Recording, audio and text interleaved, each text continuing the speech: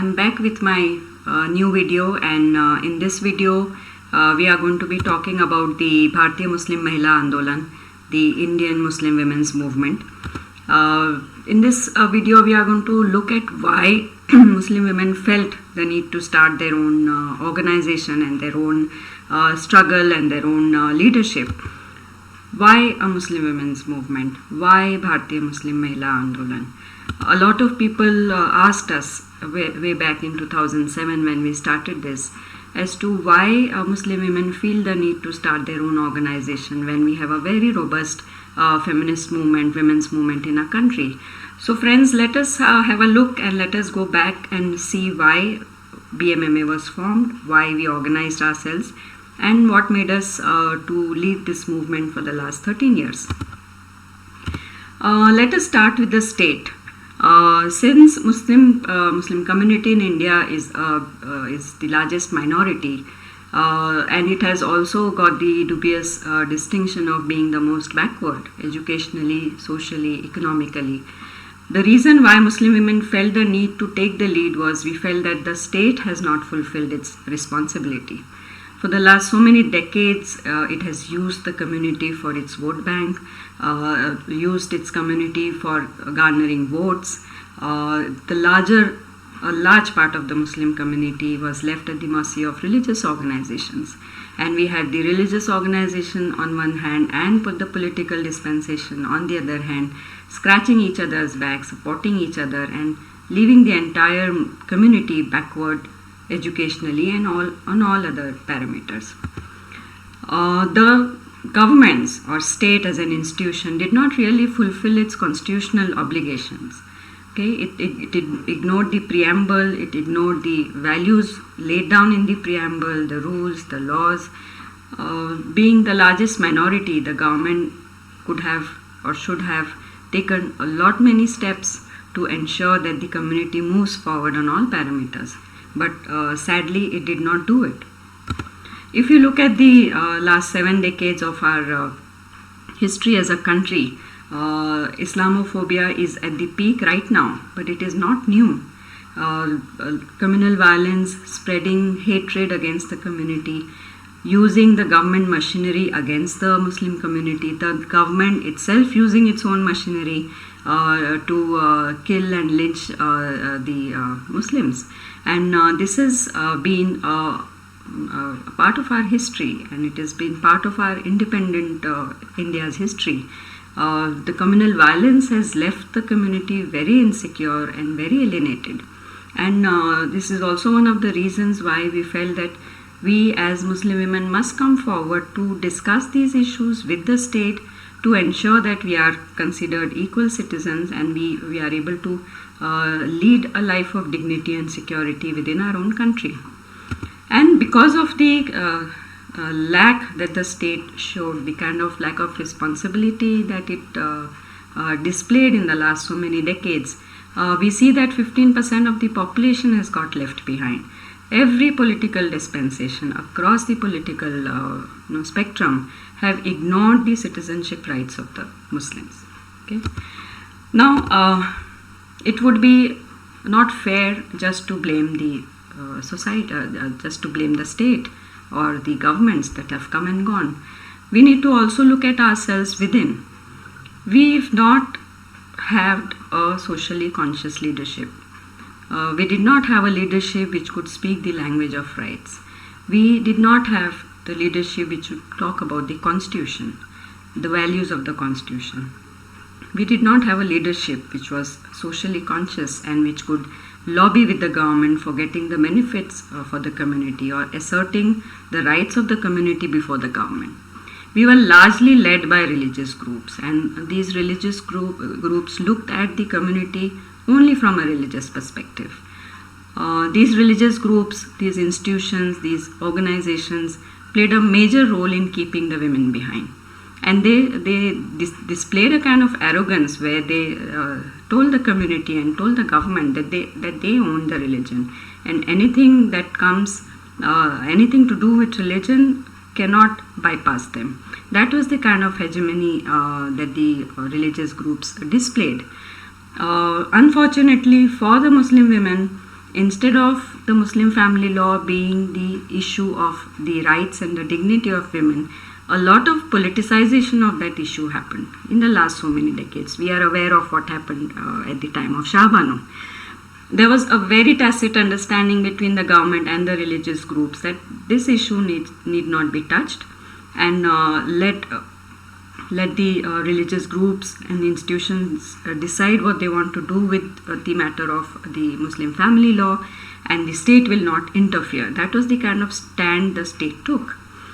Unfortunately, also the educated within the community did not question the legitimacy of these religious groups.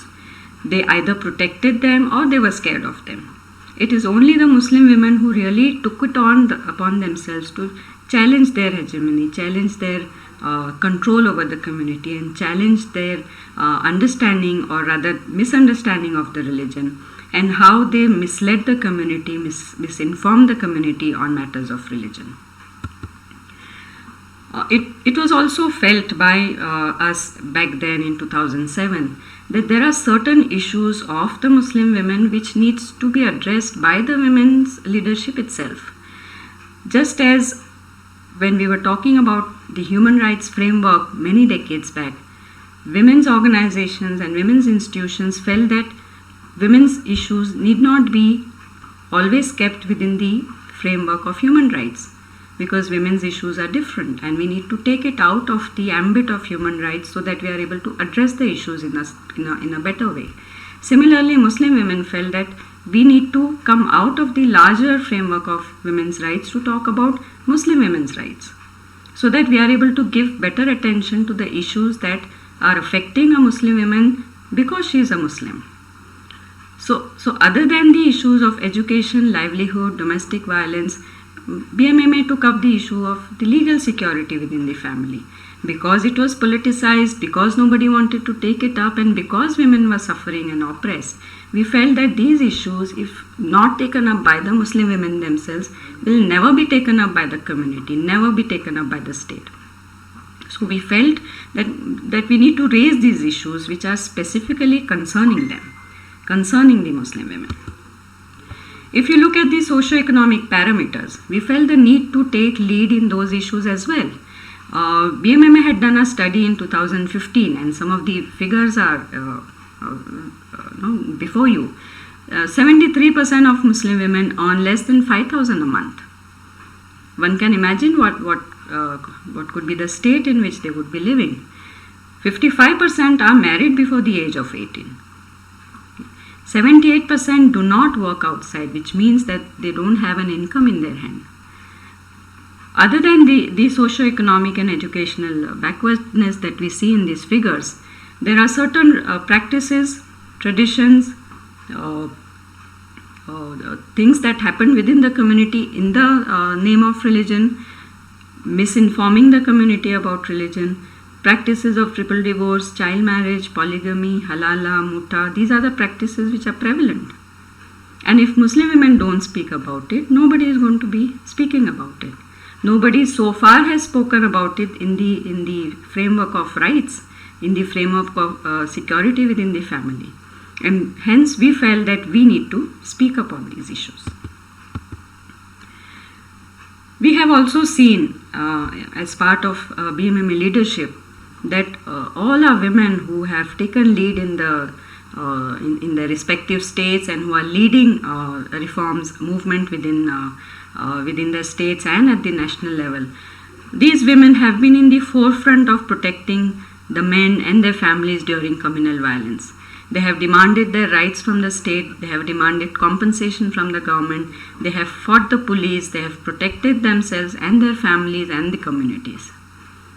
So women's leadership emerged tragically in these circumstances of communal violence, but she did take that lead and she was there in the forefront. So while she had to fight the state for the rights of the community, she also had to fight for her own rights within the family, within the house. Unfortunately, for fighting the state, the men of the community supported her, and that we see in the phenomena of Shaheen Bags that happened this year.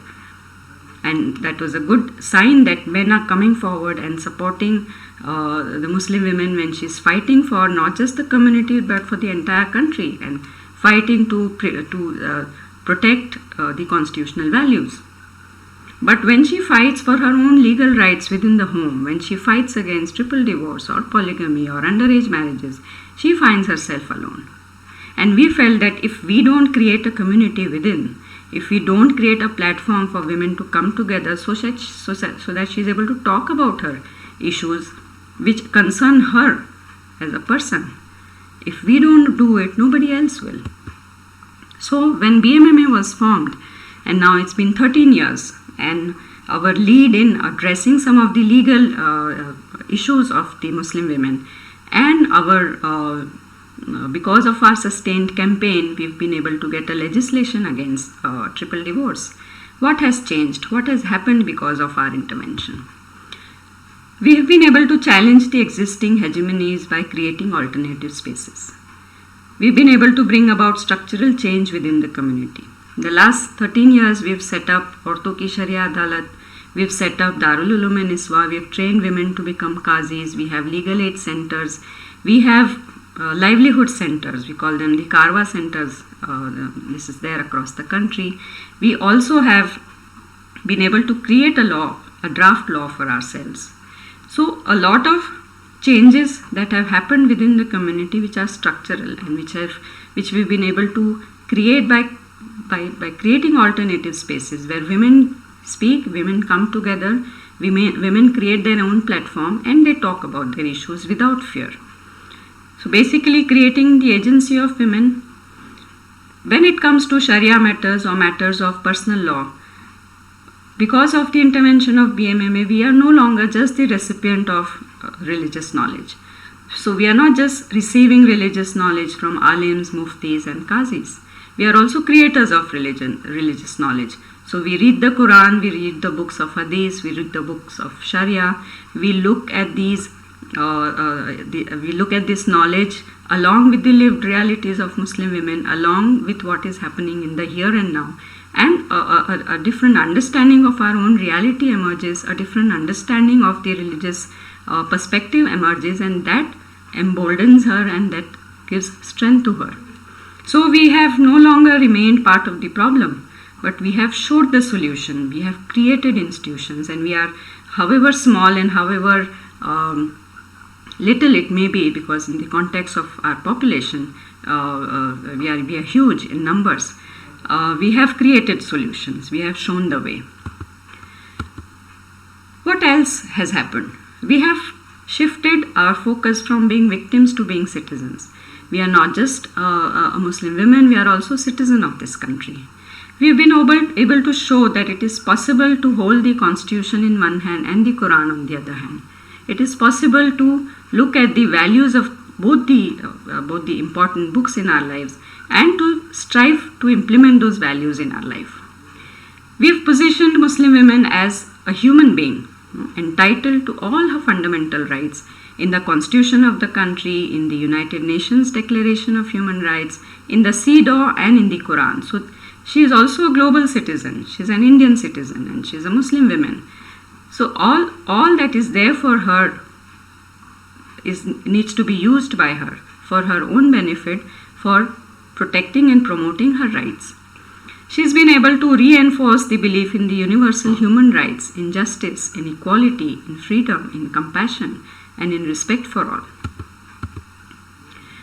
So what has changed? Muslim women have emerged as change agents. There's been a democratization of the community. So as a community, while we demand our rights from a secular state for our democratic rights, Muslim women are doing the same within the community, asserting themselves as citizens. She's taken on the leadership of the community. I would urge all of you to go through our website and see our reports for the last 13 years and look at the amount of work that BMMA volunteers have done for education, for livelihood, for security, for law reform, for all other issues of the community. She's created a space for herself.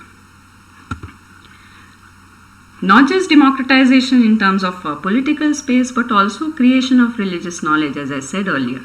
drawing meanings from the Quran based on her own lived realities. So we are not just recipients, as I said, we are also readers of the Quran, we are the translators, interpreters, and disseminators of religious knowledge.